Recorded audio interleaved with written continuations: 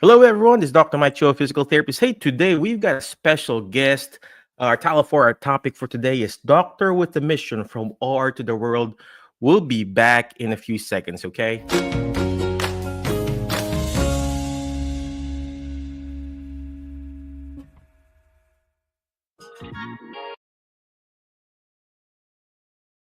All right, we are back.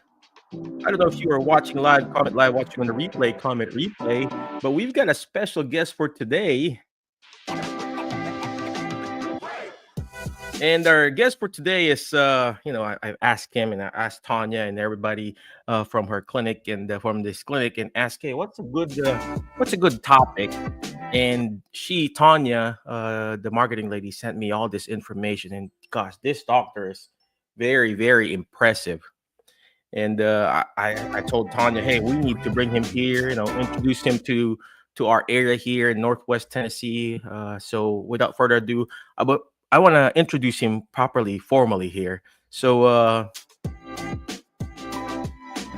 this is let me read this properly. So today we got a very special guest who truly embodies the heart of service and surgical excellence. Joining us today is Dr. Matthew Christie, a fellowship trained orthopedic surgeon specializing in hip and knee replacement. Gosh, this is where we come in, right?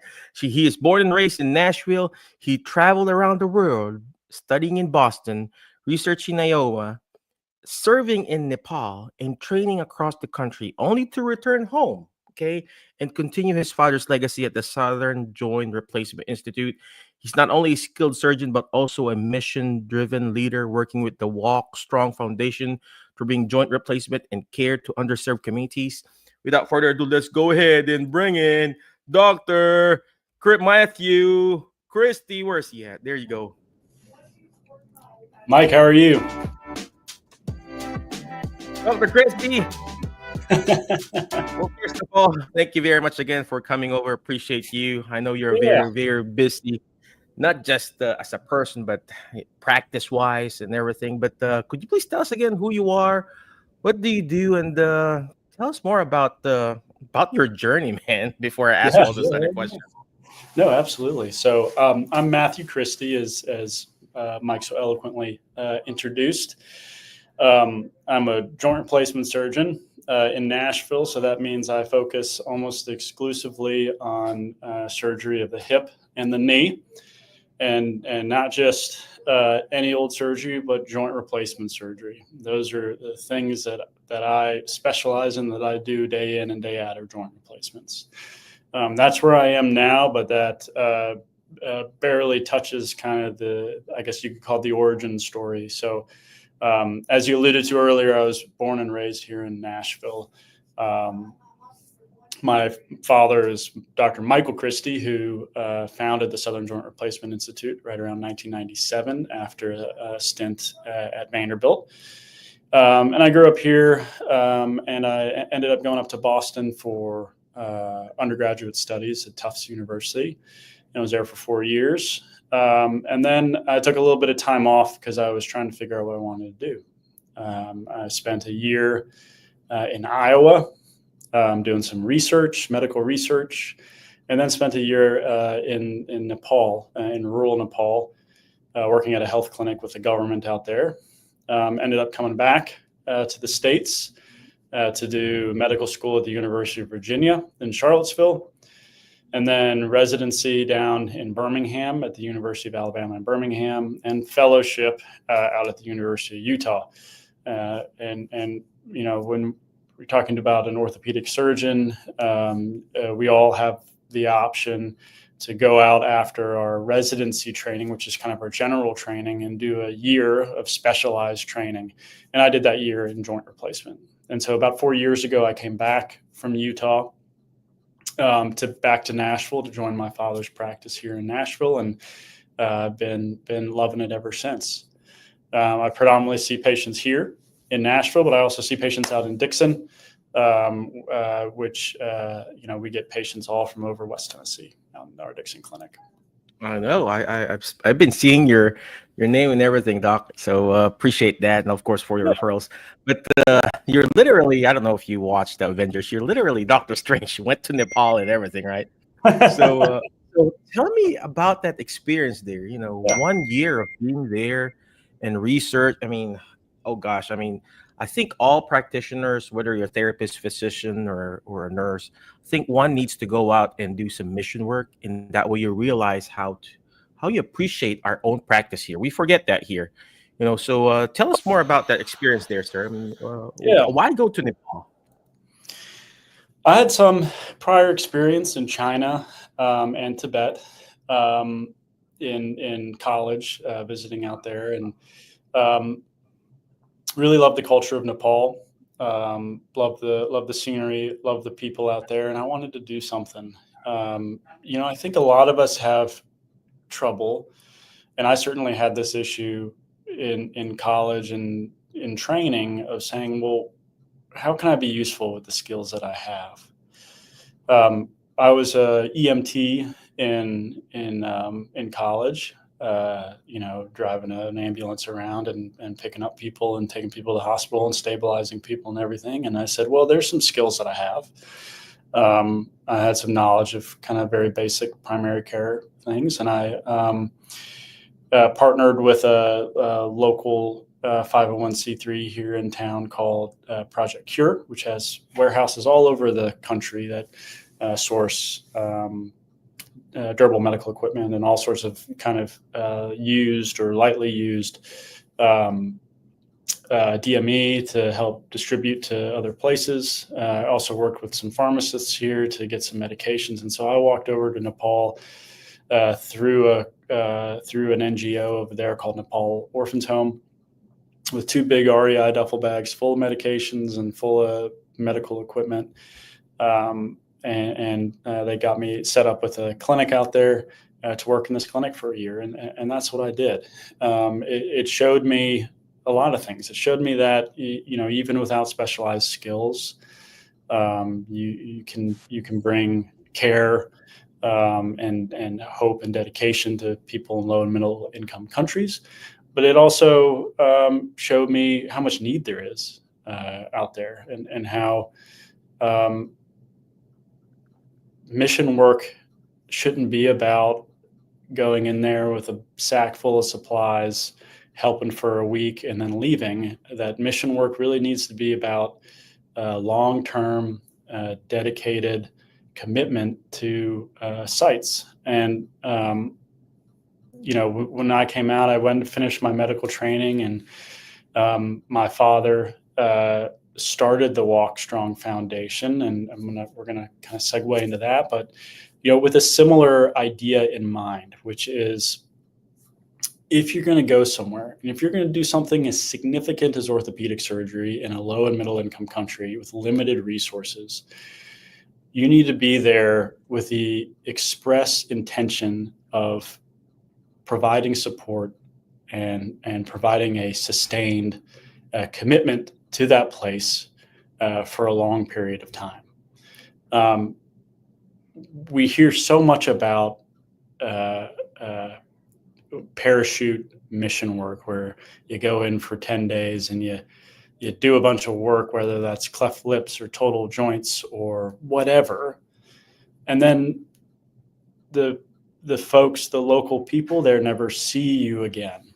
They never see a practitioner again. And it's unusual for us to I say it's ridiculous for us to believe that what we do in somewhere like Nepal or somewhere like Africa is without complication. And so my father founded the Walk Strong Foundation, and I'm a board member of the Walk Strong Foundation for the sole purpose of developing joint replacement programs to say, hey, we're coming, we're going to help you learn how to do these surgeries. We're going to teach your local surgeon how to do these surgeries. That way you can build your own program, and we'll provide the support. And so that's how I've come from simply showing up with a bag of parasitics in an REI bag as a recent college graduate to still trying to do something similar, but a little more mature now as a surgeon.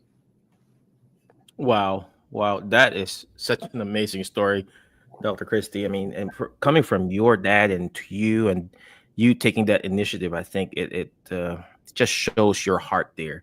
And like what you said, I like what you said about giving hope, to Yeah. the people there, whether they're from a third world country, second, third, fourth, or whatever you want to call it, uh, Christian or non-Christian denomination. I think that speaks volume to you, and of course your dad, and of course Southern Joint Replacement Institute.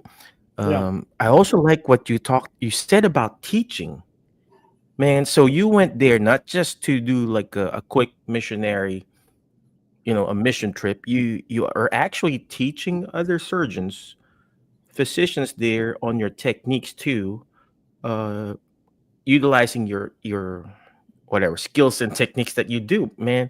That is Yeah. literally next level. I No, want to do it's that in the Philippines. no, and you can. I think we all can. I mean, I think we all have Mhm. something to bring to the table. And when we go over, our most recent trip was to Eswatini, which is Swaziland in Southeast Africa, right? And they have this where we were. They have this amazing group there that wants to do this, wants to do this for their people, and I can come over as a surgeon and I can teach their surgeons. We had surgeons from Kenya that came down, but we also have, people who are experts in central sterile. We have people who are experts in implants and operating room efficiency and physical therapy. And we have everything. Everybody has something to bring when you're talking about building a program. Right? When you're talking about building a self-sustaining program in a low and middle income country, everybody has something to give. And what's really cool is we also have a lot to learn, right? If you're talking about a resource limited environment, I operate in a place where I have every possible gizmo and gadget and robot and every little thing I could possibly ever want. And to operate in a resource limited environment teaches you, that you don't necessarily need all that stuff, or it teaches you what to do if you Mhm. don't have that kind of stuff. So it would be remiss of me to say that we go there with the express purpose of just teaching, and we're giving you this, and it's actually very much a two-way conversation and two-way street. So it's been You know what? great fun. That is so true. That is so true, Doc. Because I mean, I teach too. I teach CEU classes and everything, but I always tell this to my students. And I'm not really teaching you guys. I am teaching, but I'm actually learning from you guys. And I think this is what you're experiencing there too. That when every time you go there, yes, you're sharing your knowledge, but you see it what they're doing. Oh, I can actually do this without the actual crazy fancy equipment. I mean, I don't Absolutely. know. I mean, I'm not an orthopedic surgeon, but in therapy, we have all this, quote unquote fancy equipment. But in reality, we can really just do our own body weight to improve our strength, right? So Absolutely. uh, I'm sure. I mean, I'm not comparing physical therapy to orthopedic approaches or your tools, but the concept is probably there too. So Absolutely. I think there's a lot of overlap. I think there's a lot of overlap. mhm. Yeah. So, I mean, this next question, Doc, is really not just for you, but also for me because my daughters, they're in PTA school, physical therapy Mhm. assistant, and she's going to be a DPT, and my second one, she's going to be an OT. So, this next question is that now that you're back in Nashville, what does it mean to you to practice alongside with your father at Southern Joint Institute? It has completely transformed our relationship. I think when you can have a conversation in an entirely different language with somebody, that's the language of orthopedics, of joint replacement for us. It really deepens the relationship. I have an older brother who's also a surgeon. He's not an orthopedic surgeon, but he's a plastic surgeon, does hand surgery exclusively. And so, I think having a couple daughters who are in therapy says a lot about you, Mike, about what you've shown them to be valuable in life, and that's what my dad did for us. Right? He didn't say you need to go to you need to go to medical school, you need to be an orthopedic surgeon. No, he demonstrated the value of that work. And that's what led me this direction. That's what led my brother this direction. And it's been an absolute joy and pleasure to work alongside him, as I'm sure Wow, you'll get to wow. I experience hope with your daughters, right? I know, right? So, I see those people who are. I grew up in the Philippines, and there are a lot of Chinese. My dad is Chinese, and there's a lot of Chinese business owner there, and they would train their kids to take over their businesses. And my dad, he had a business, and he was trying to mold me. But during that time, I'm like, I finished up physical therapy school. I think I'm just going to do this on my own. And I wish I took over his businesses, but they're all both of my parents has passed away. But um, when I'm doing this, we open up Jerry have physical therapy. We have several locations, sir. And I always tell this to my kids. We're not just doing this for to make money. We're doing this to leave a legacy. Mhm. Leaving a legacy for our kids, leaving a legacy for our patients, and and then of course helping out our staff and employees. And that's what I always tell my kids. Hey, you're going to take over the business, not because you want to be the so-called boss, but you want to be the person that your employees look up to, when they have problems and everything like that. Just right now, before we logged in, my wife, she was asking me, hey, do we have any cash advance, or one of our staff needs some extra money for something. I said, yeah, we could talk about it and everything. Well, simple stuff like that. Or no, we're not a big company, but of course, Southern Joint Replacement Institute is very big. I see your sign all the time. Every time I go to Nashville, hey, what is up with that Southern Joint Replacement Institute there? Well, the third question, sir, is can you tell me more about that Walk Strong Foundation? I know you mentioned that earlier. Yep. It's you mentioned all these countries, man. Yep. Nepal, you mentioned China, you mentioned Africa. What's the next step for Walk Strong Yeah. Foundation, sir? Yeah. I'll kind of give you the history here, and the history is not my own. The history is my father's, but um, he felt that there was a need. He felt that there was a need for high quality joint replacement in low and middle income countries. Um, the problem with joint replacement in, let's say Africa, for instance, is that the implants are so prohibitively expensive. We are talking about thousands and thousands of dollars for an implant. You either get a high quality, expensive implant, or you get a low quality, Pakistani, Indian made implant that fails, that breaks. And so either you have patients that can't afford implants, or you have patients that get these implants that end up failing on them. And so, my father saw the problem. He saw the issue, and he saw the issue as not only one of implant availability, but also one of infrastructure, one of training. And so started the Walk Strong Foundation with kind of the goal of saying, how do we improve this? How do we make this happen? He partnered with an Australian implant company called Signature Orthopedics, and developed low-cost, FDA-approved implants that we use on our patients in Nashville. Okay, so that they're not cheap, but what they are is well-made, excellent, equivalent to anything that we would use anywhere else. It's $500 for a knee replacement, $800 for hip replacement, when traditionally you're talking $5,000, $6,000, $7,000 for those things. They are made of in the same factories, in the same places as any other implant out there, and they're as good, if not better, than many implants that are on the market now. He partnered with this company, and so now we've solved the problem of implants. The next question is, how do we solve the problem of infrastructure, of training? And so what we've done is we've partnered with hospitals in these low and middle income countries. I'm talking Ethiopia, Eswatini, Honduras, Veracruz, Mexico, lots of different sites that have some varying degree of infrastructure and training available, and say, okay, what do you need?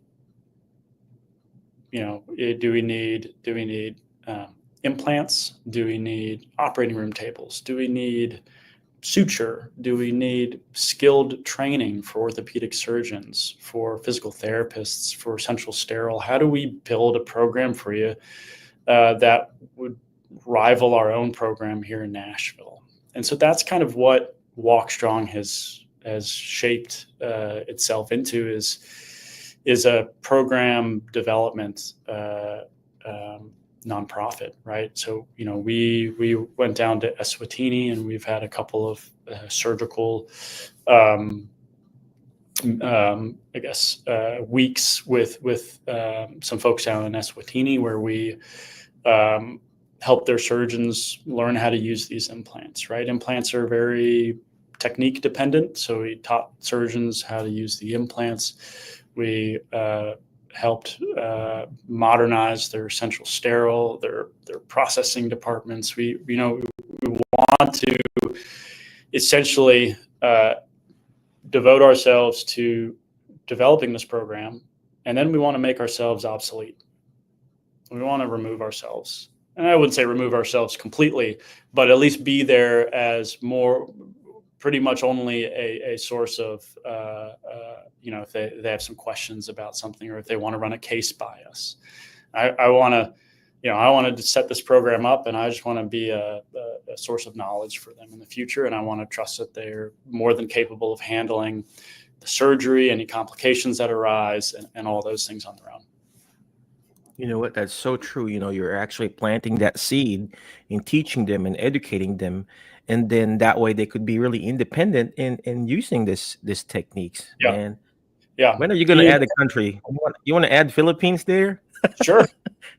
Yeah. Why not? Absolutely. I mean, if there's a need, there's a need. Our goal is to assess what's needed and provide that, right? Some places, what we've found out is everywhere is very different. Whether it's, we need training here or this or that, everywhere is just a little bit different. Some places just need implants. Some places need a lot of work to build these things. So, you know what? You're making my brain work here right now, because like what I said, I teach the dementia class, a certified dementia practitioner class, and I teach it here in the United States. I travel and go to different states, and the APTA, AOTA association, and then here I am, not teaching my fellow Filipinos, and I want to do that back home too now, just because you tickled my brain there.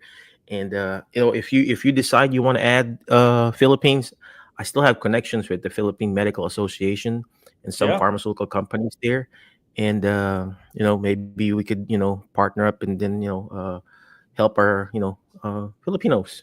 Absolutely. Help us. They have osteoarthritis too. They need to get their knee replaced too. I mean, we're all longer than we ever have, and that's. I know, right?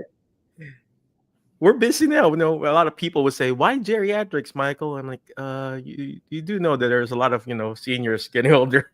We need to take care of our seniors, so I'm sure that's your case too, right? At Southern Joint.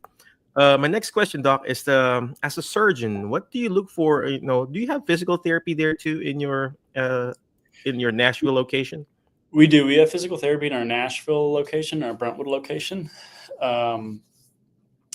We as train them too in your certain techniques.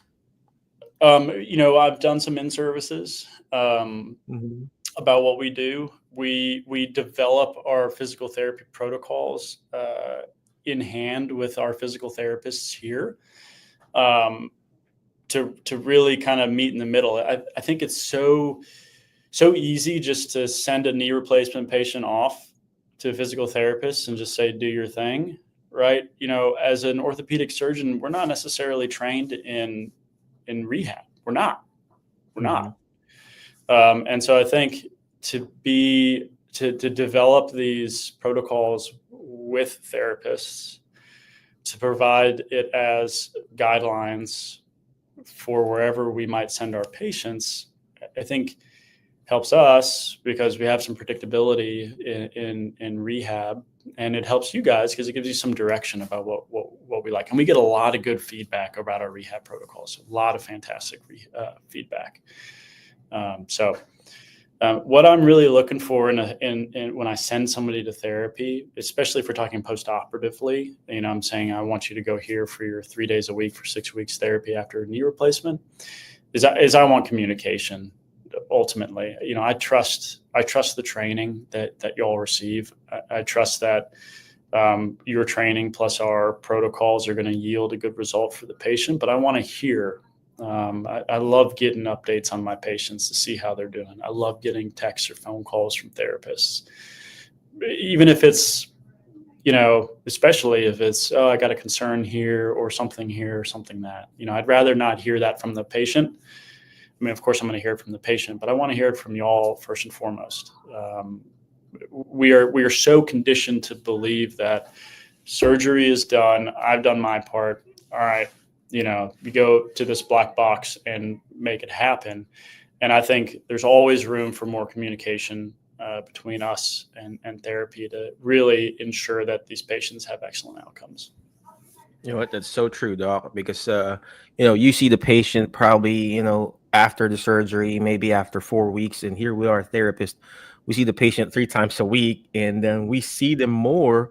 Their actual progress and function, and even those simple wound care. Hey, doc, is this really a normal discharge or what? So thank you for pointing that out, because communication is very, very important, that we Absolutely. really need to, So one last question, doc. I know before you're very busy there. How do you stay grounded and balanced with everything here, from actually working as an orthopedic surgeon, teaching, and then all this outreach? How do you balance this? Do you have family or got kids? I do, and that's such a huge part. I was going to say, I mean, I think my wife, Courtney, and our 2 kids, we have a 3.5 and a 2-year-old, so it's a little bit crazy. But I think going home and seeing them really, really helps me appreciate what matters. It helps put into perspective what I do, what I strive to do for patients every day, what I strive to do for patients in these low and middle income countries. Seeing my family that, thank God, has very few, knock on wood, if any, medical problems. My kids were born without a problem. They're healthy. Our family is happy. I mean, that is the kind of stuff that gives you such a bigger appreciation of everything, of life, of our profession. That's so true. That's so true. So again, doc, thank you very much. Any last parting wisdom for people who are watching? Where can they find you? Or, Yeah. telephone number and everything like that. Yeah, please. Matthew Christie. You can find my information at Southern Joint Replacement Institute. The website's down there.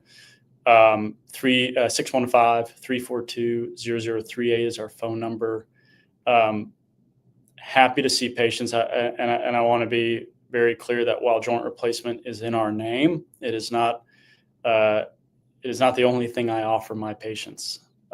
We talk about non-operative measures. We talk about joint health. We talk about a lot of things with hip and knee. And just because you walk into my clinic doesn't mean that you're getting a surgery.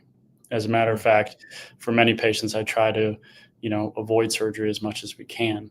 But we're about holistically treating your joint pain. I have a clinic every couple weeks out in Dixon, just to avoid that horrible Nashville traffic. And happy to see anybody there.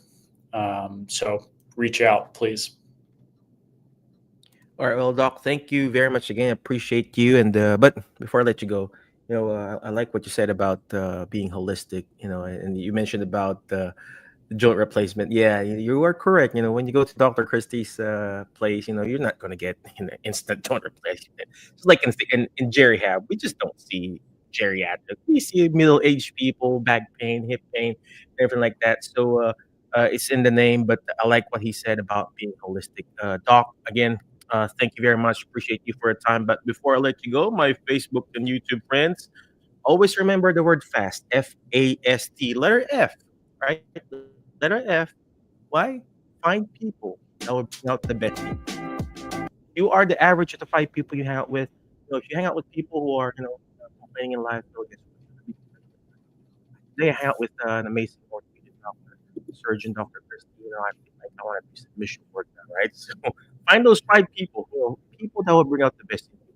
Next letter is letter A. Take action. All this stuff that we're doing is not going to do me good. It's not even going to do Dr. Christie good if you don't take action. Take action. Go to their website, www.sjri.com or Google Southern Joint Replacement. Take action. Go talk to him. Reach out to them. Hey, how can you help me? I need pain, hip pain, and everything like that. Okay. Next letter is letter S. Share, subscribe. Now, shoot for the moon. Why? If you keep shooting for the moon, you're gonna miss it. You're gonna be landing with the stars. I kept shooting for the moon. Dr. Christie, he probably kept shooting for the moon. He's gonna miss it. He probably failed something in his life, but now he's over here. No, he's teaching people. He's guiding people. He's not just doing it in Nashville. He's doing it globally. Hopefully someday in the Philippines, right? And last but not the least is letter T is teaching. Why? Because when you hear, you forget. When you see it, you remember. But when you're actually teaching it, just like what Dr. Christie's doing, you're actually understanding it more. And that's what he's doing. He's teaching us how to be amazing. Again, thank you very much. Be awesome. Be great. Be excellent. And we'll see you in the next episode of our Jerry Hab Show. Again, Doc, thank you. Mike, thank you so much. Appreciate you having me. Thank you, sir. Bye.